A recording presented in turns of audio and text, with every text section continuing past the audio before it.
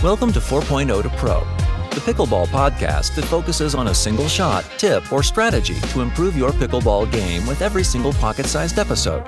Our goal is to make you better on the court every time you hear our voices.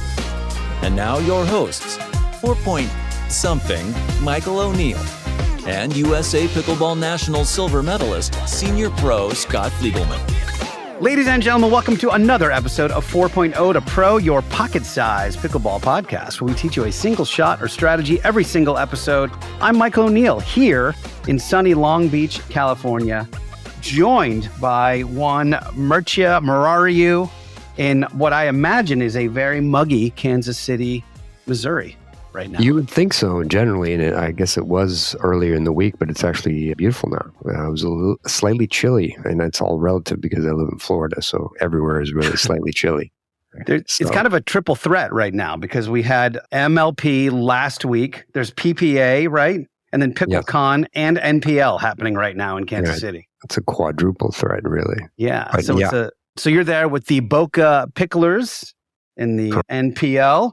So you probably get started, I would imagine, later today and then all weekend. Yeah, we had practice today and yesterday, and then we have the team battles tomorrow and Sunday. So looking forward to it. Well, guys, as always, if you are looking for a new paddle, consider Carbon. CarbonPickleball.com, CRBNPickleball.com. Use the promo code 402P. Use the promo code 402P at checkout for 10% off of your order. Mircea, we were chatting a little earlier this week, and you shared I'm going to say a pretty advanced dinking mindset / strategy with me. And I thought, let's see if we can figure out a way to break that down on a podcast because, man, is it cool. And it's very cerebral, it's very strategic, it's very chess on the pickleball court. So this is I don't know even what to call it, but a primer on pro-level dinking strategy in terms of exposing strengths and weaknesses and trying to maintain being up in a point. Yeah, absolutely. I mean, that's really the fascinating thing about pickleball, and what makes it unique is really the kitchen / non-volley zone. So you can't volley, obviously. Close to the net, you have 7 feet on either side. And so you end up having these dinking rallies where you're trying to get an advantage and trying to expose a weakness on the other side, or ideally, if you're paying attention, and not feed into the opponent's strength. So the way I look at it, you're either up in the point or you're down in the point, or the point is neutral. Particularly, this applies to pickleball in general, but particularly in terms of dinking strategy. Well, what I think is really fascinating about all of it is that, you've got that of a strategic mind during the point. I have a very hard time with that, being like Mr. ADD. I kind of forget what I'm supposed to be doing once the point starts. I'm like, oh yeah, I got a split step and I got to do this and I have to do this. But I think the more reps you give something like this, the more it starts making sense that as you're going through this, and by the way, as you move further up the food chain, as you get closer to that 5.0 or kind of pro level, the more you see these very long dinking rallies where it's very strategic and there are certain dinking patterns that someone will do. You mentioned something about a pro player that you were like, yeah, they do 3 dinks and those dinks go like this, bang, bang, and bang. And it's pretty consistent. Can you share a little bit about that? Of course. When I started coaching, one of the things that I started doing was watching a ton of pickleball on YouTube. And what I was focusing on was one player. So initially, before I was coaching, I would just watch the pattern. I would try to recognize the patterns and watch the points. And what I started doing, which I found very helpful, was focusing on one player for the entire match. And I would see some amazing patterns emerge. And there was one particular player that would dink cross court twice. Then the next ball would be straight ahead. And it was over and over and over again. And that was just one interesting pattern. But you really get a chance to see how the players move laterally, front and back. Sometimes some people really step back from the kitchen line. Some people are right up at the kitchen line. So you really get to see some interesting patterns if you analyze it carefully. And when you want to translate that when you're actually in the game and you're paying attention to what your opponents are doing, particularly if you're off ball, meaning if your partner is getting targeted. Yeah, that's why I think it's so important if you're at a tournament or something, to be able to watch the other team a little bit, do a little recon. And or I imagine that at the pro level, again, you were number one senior pro player for over a year. Are you guys all watching film? Is that a thing? Are you guys just watching YouTube and watching matches from your main opponents? And or are you keeping a record of that kind of stuff? Well, I started doing it mainly when I was coaching, to be honest. And yes, there's definitely some film involved. And, I can't really speak for other players, but generally, I definitely was watching quite a bit of film and trying to learn, mainly because I was relatively new to the game 3-4 years ago. And so I wanted to learn. And I needed to learn in order to get better. So I was doing it for my own edification and learning process. And I felt it helped me tremendously. And then when I started coaching, I started analyzing it a little bit more carefully. And that helped me tremendously as well. Well, it's really fascinating. Let's get into the first up, down, and neutral. When you're up in the point, you are in control. You've got aggressive dinks. You're moving them around. Both partners are balanced. They are in good position. And very often, the other team gives you a dead dink or some sort of attackable ball. So you can be on the offense. Or you've already attacked and they are in defensive mode and trying to survive to the next hit.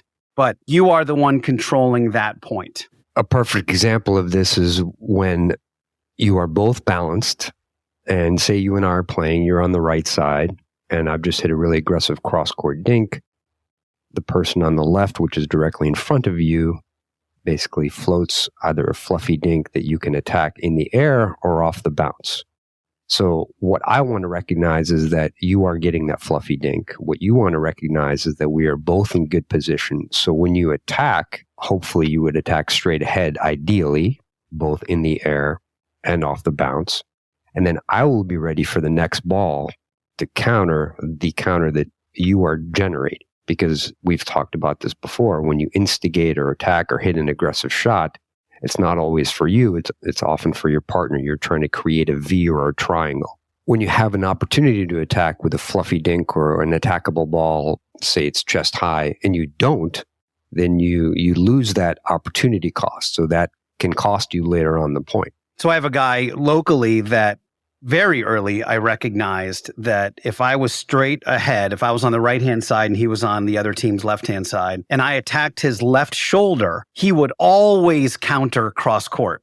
He would always fire a cross-court ball. So I would just tell my partner, just be ready with a forehand. This is the left side guy of my team.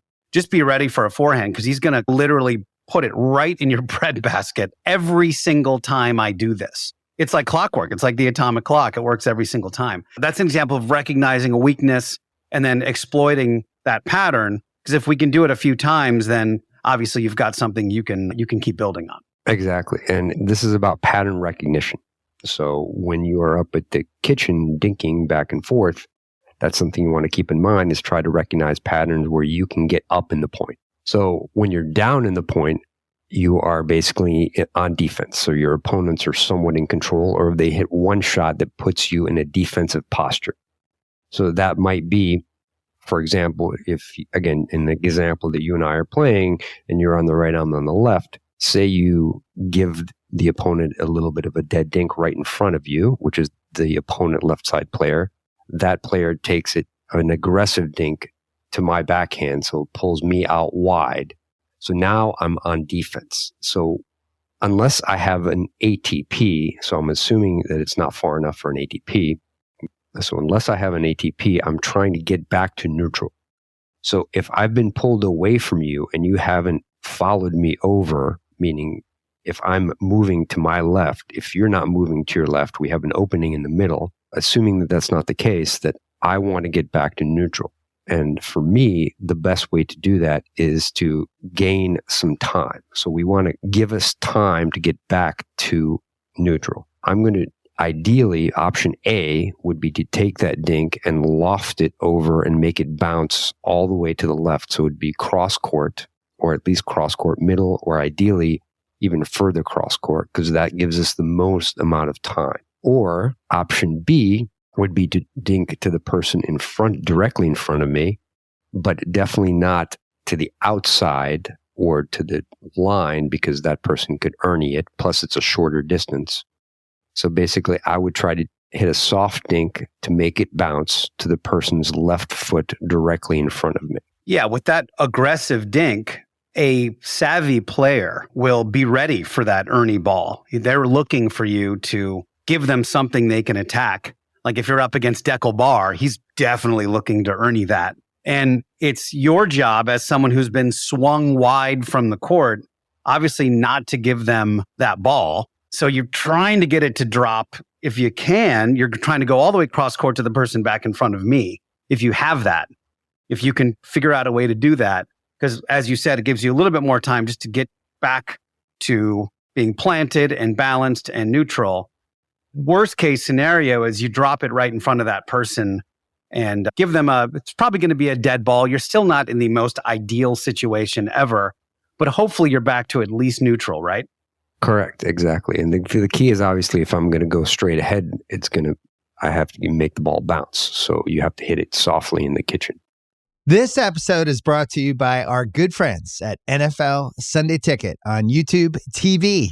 I'm sure by now you've all gotten back into your Sunday routines, but they could be even better. With NFL Sunday Ticket and YouTube TV, you get the most live NFL games all in one place, every game, every Sunday. And you can even watch up to 4 different games at once with multi-view, one of my favorite inventions of this decade. It's exactly what you need to catch all the action, make your Sundays more magical. And also, YouTube TV is great. I got it this year. It's awesome. Sign up now at youtube.com/BS. Device and content restrictions apply. Local and national games on YouTube TV. NFL Sunday Ticket for out-of-market games excludes digital-only games. But mistakes I see quite frequently, particularly below the 5-0 level, but you also see this sometimes above the 5-0 level, is when in the same scenario, someone has been pulled out, they can't hit the ATP, and they just attack straight ahead. So they try to attack the person straight ahead, which is the person on the right on the other side. And that person just blocks the ball down. The person, my partner, hasn't gotten a chance to come over. And so that person just blocks it straight ahead and we lose the point. Right. So that's a very common error. Or the other common error is when someone hits an aggressive dink cross court, a very slicey dink or a heavy topspin, the person tries to what we call redirect, meaning they try to go straight instead of going back cross court. So it's very difficult to redirect a dink straight ahead and not have it pop up or go in the net. Yeah, unless you're super savvy in that way. So this is the part I think that is the secret sauce. So we're neutral. We've gotten up to the net. We are all there. We're doing our thing. We're dinking. How do you, as this higher level senior pro, how do you start recognizing patterns? Like, are you feeding them specific dinks to see what happens? And then are you guys discussing that between points, or how does that all work out? The short answer is yes to all those, particularly with players that we don't know. With players that we know, that I've watched on YouTube, that I've played against personally, or that my partner has, we have the benefit of prior knowledge, so we know generally what their strengths and weaknesses are. But the key, again, I go back to pattern recognition, is to recognize what the safe spots are and what the weak spots are. So the safe spot, meaning if I'm on the left side and I'm dinking cross court to the opponent on the left, and if I get it to his backhand, I know that he's going to either just dink it back to my backhand or dink it to you. So that's a safe spot. Now, if also his backhand is particularly inconsistent, meaning that after 1 or 2 balls, he tends to either speed up in a panic or he pops it up, then I'm going to keep going to that spot. A lot of people say, okay, well, you have to dink one ball to the person's left foot, the other one to the person's right foot. You have to move them around. Yes, ideally, if someone has relatively equal skill on either backhand or the forehand, you really need to move them around, and you need to do that at the pro level because everyone is really good at dinking on both sides in general. But that being said, if you're in a tournament match or a very competitive rec game and you want to get up in the point, if someone has a weakness where you know that after 2 or 3 dinks, they're going to pop it up. If you just keep making it bounce their backhand, what do? You hit that backhand over and over and over again. And so that's one pattern that you need to recognize. So that's the weakness. So again, safe spots, weak spots. Would you say that there's 3 targets per player, right foot, left foot, and corner of their box? So you've got 6 total spots that you could potentially dink to? I would kind of more break it out. I don't really look at it that way. I look at it a little bit different. I basically think dinking middle or outside, and then also dinking at their feet. And this is really another important concept, is that when you're dinking cross court, it doesn't mean that you have to dink to the line. You can dink cross court and aim for the middle stripe. For example, if you're on the right and you have a forehand, okay, you can dink all the way out wide. So you dink really cross court to the line, or you dink it in between the person's feet. And dinking it between the person's feet is also a great strategy because they have difficulty speeding that up if you make it bounce. They will have to step, if they want to hit an aggressive shot, they would have to step back and turn, because it's very difficult to hit an aggressive shot if you've had a dink right between your feet. So I look at it a little bit differently. Again, I look more if you want to dink outside. So meaning if it's a right-hand player on the right-hand side and a left-hand player on the left-hand side, if you dink outside, you're dinking to their forehands. Right. And if they're stacked appropriately, where they're vice versa, then you're dinking, again, outside, you're dinking to their backhands. If we constructed the perfect dinking robot, assuming the trajectory is correct and it's not a dead dink, would the target basically be the non-volley zone line on the other side? Is the line the general 90% target, whether it's left foot, right foot, middle, outside? But are we looking line as the landing spot for that ball? Depends on who you're playing. Like if you're playing deckle bar, if you hit it at the line, you're going to eat that ball, or your partner's going to eat that ball quite frequently. Okay. So again, it depends on the skill and the positioning. If a person is several feet back from the line, or even 2 feet back from the line, yes, if you can aim for the line, that's great. But what you're aiming for is, number 1, to make it bounce. And then number 2, to put it in a location where the person cannot attack it or would have a very difficult time attacking. Yeah. So it depends on the size of the player, the skill of the player, where they are positioned. So those are factors that all come into play. The biggest thing that I want people to take away from this is, when you're hitting a dink, what are you getting out of it? And I played for a long time with John Sperling. He was one of my very consistent partners for about a year. And he would always say, what are you getting out of that dink? And what I mean by that is, and what he meant by that was, when you're hitting to a particular spot, what do you expect is going to happen? Because if you think of it that way, it kind of helps you plan your strategy. So if you hit it to someone's forehand and they keep crushing your partner with speed ups, what do you expect is going to happen? So if you hit it to a particular spot, just recognize that something is going to happen. So if I do A and I hit it to your forehand and you do B, which is crushing my partner, I will try not to do A. I'll try to do something else. So plan B. As you're going along, when you start recognizing these patterns, that is really how you formulate a strategy, and that will help you get up in the point, or at least get back to neutral. So we've got 2 factors. We've got technical skill on this, and we have obviously chess match strategy happening. What are your suggestions for drilling this? Technical skill wise, I'm assuming you could probably do it with 2 people if you really had to. You could dink middle, dink outside, aim feet, and target that on each side.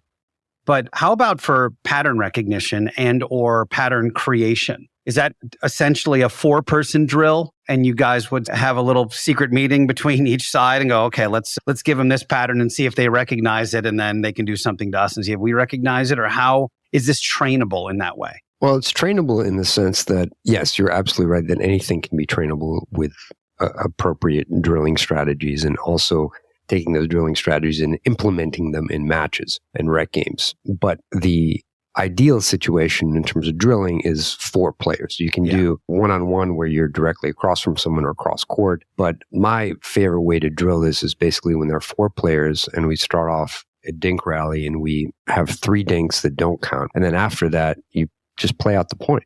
And you see what is working in terms of hitting specific spots and what's not working. And the other key thing to remember is that you have to know your own skill set. So you're not trying to hit a ball that doesn't make sense with your skill set. Like if you ask me to hit a Connor Garnett style 2-handed backhand speed up from the left side, I'm going to really struggle because I don't have that shot yet. I'm working on it a little bit, but not even close to ready for game time. So that's something I need to work on. So you have to recognize your own skill set. So the general strategy that you're planning doesn't override what is your best shot at the time. Well, I love the idea of getting a drill group together. In fact, I should do that locally and get a 4-person drill group together, which is probably why a lot of coaches do the 3-and-me. So this is another point that I think it's important for people to know, that with drilling, you have to be drilling with purpose and also drilling the right technique. Because if you're dinking with faulty technique and you drill, you can basically eventually get the ball to where you want to go. However, if you go into a match and you have incorrect technique, that technique will break down. It just will, because you're not in a drilling situation. So you're basically moving much more, and the ball is moving much more in different areas. So it's really important to have the skill set first in terms of the dinking fundamentals before you go on to all the different strategies. Yeah, I think that's what's really nice. If you do have one person, you guys are working together, hit 200 backhand dinks and then hit 200 forehand dinks. And if you can do that, you'll start getting into the level that the good people are at, because it seems like those guys can go forever pretty much. Yeah. If you only have one person to drill with, one good drill is basically be directly across from them, and then hit 1 to their forehand, 1 to the backhand. And you can do different patterns, 2 to the backhand, 1 to the forehand. One other dink drill I really like is what I call dinking across the line. So you have one person on one side and then 2 people on the other side. And the 2 people can basically dink anywhere. So one person has to go back and forth, and it puts you in a situation where you're a little bit off balance, a little bit stretched, and that way it really helps with your balance and dinking consistency when you're also off balance. I love that. Does that person hang in the middle of the court generally? Like, are they at the center line, or it depends? If you're the solo sufferer in this drill. Well, obviously that, if you start on one side, the 2 other people don't hit it immediately a sharp cross-court angle on the other side. So the best case scenario is when they stretch you a little bit but don't hit clean winners. That's the goal of the people on the other side.